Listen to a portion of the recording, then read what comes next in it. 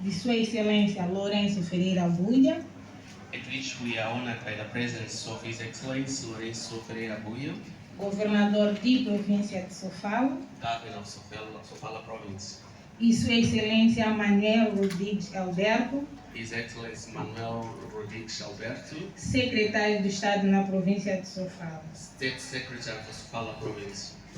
a quem especialmente agradecemos, We are pre- a quem especialmente agradecemos profundamente pela escolha do nosso distrito para o acolhimento deste evento.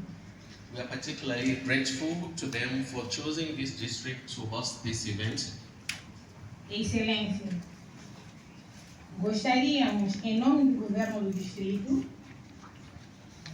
Your Excellency, on behalf of the district governments e da população em geral, and general public, agradecer would like to thank you a ajuda que tem nos prestado, for the assistance that you've been giving us pelas vezes sem conta, on countless occasions. sem medir esforços, Without sparing efforts, abrem vossas portas, you are opening the doors, mobilizam recursos mobilizing resources para nos ajudar to support us no alcance dos objetivos estratégicos.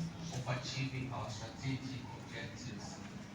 O dinamismo econômico do distrito da Beira The economic dynamism of Beira district depende da força depend on the strengths, e da inovação the innovation do setor privado. of the private sector.